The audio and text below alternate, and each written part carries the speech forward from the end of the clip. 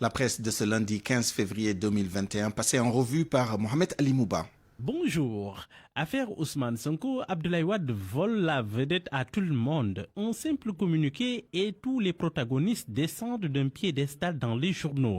Le pape du Sopi plastronne, c'est peu vous dire, mais expliquons davantage les choses. Abdoulaye Wade, dans un communiqué, juge l'affaire Sonko. Pour le pape du Sopi, Ousmane Sonko a été piégé par le régime en place, mais il a manqué surtout de prudence.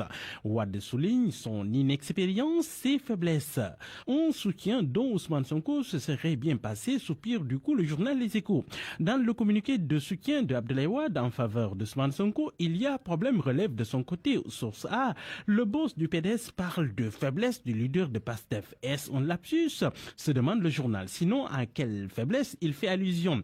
Mieux écrit toujours mon confrère, Gorgui évoque aussi un piège dans lequel est tombé le patriote en chef. Quel est ce piège? S'interroge encore sur ça dans un commentaire intitulé Wade l'arbitre bizarre. Sucré salé du journal Le Quotidien écrit: il s'est confiné depuis l'arrivée du coronavirus, mais Wade n'a pas perdu grand-chose de son génie politique. Il aime sa matière.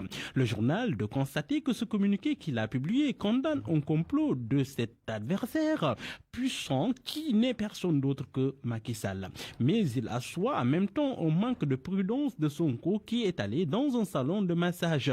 Il soutient que Sonko a été piégé mais relève son inexpérience et ses faiblesses.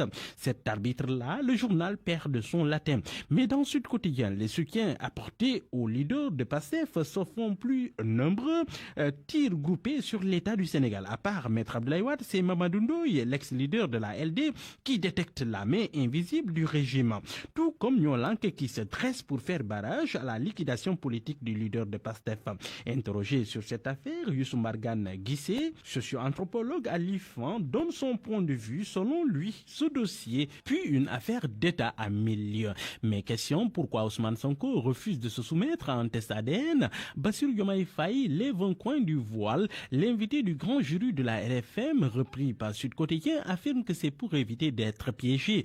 Crainte de manipulation. Quand Ousmane Sonko a appelé au don de sang, il a donné l'exemple. Et ce sang contient son ADN. Même le salon dans lequel il s'est fait masser, il suffit d'un cheveu, d'une salive ou de la sueur pour retrouver son ADN, affirme Bassirou Diomaye Faye.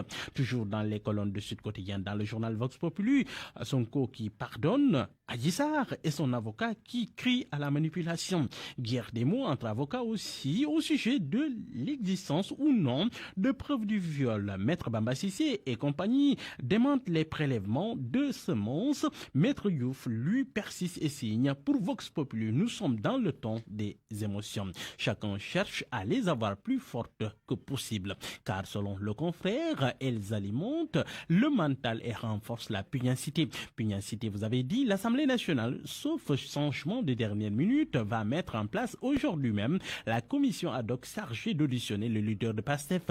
Mais selon ça, il ne traînera pas sa silhouette là-bas. En revanche, Sonko sera à la plénière pour donner sa part de vérité. Sur le volet judiciaire, l'observateur indique que Sonko risque là aussi gros deux procédures, celle relative au viol présumé et celle liée à un appel à l'insurrection. Le parquet n'attend que la levée de l'immunité parlementaire du député pour dégainer les deux armes en même temps. En attendant, des arrestations combinées de partisans d'Ousmane Sonko, relève le journal Enquête. Les dessous d'une traque, le confrère note que le ministre de l'Intérieur est à la baguette des arrestations des responsables de PASTEF.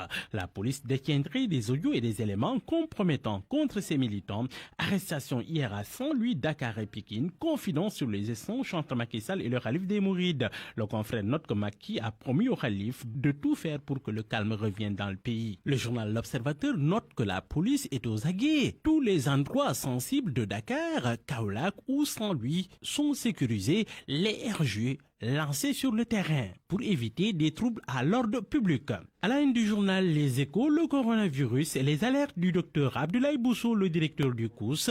Nous sommes dans une phase très tendue. Selon lui, chaque cas positif peut générer théoriquement 12 nouvelles contaminations. C'est énorme. Nous avons plus de cas graves et plus de décès. Fin de citation. Sport pour boucler à la une du journaliste de quotidien en grande forme depuis début 2021. Messi Messi brille et le Barça déroule avant le Paris Saint-Germain. Le confrère note qu'il a inscrit 9 buts pour 2 passes décisives cette année. Un PSG pas très rassurant, gagne sans brio, relève le confrère. Dans le journal Record, les Lionceaux conservent leur titre. C'est au sujet du tournoi U17 IFOA. Finale Mali-Sénégal. Mali 0, Sénégal 2. Le Sénégal rafle toutes les distinctions selon mon confrère. Et puis, dans Sunulam, entraînement intense en physique et boxe. Tapha Tine prêt à tout pour battre Boyan 2, selon toujours le journal. Bonne lecture à tous.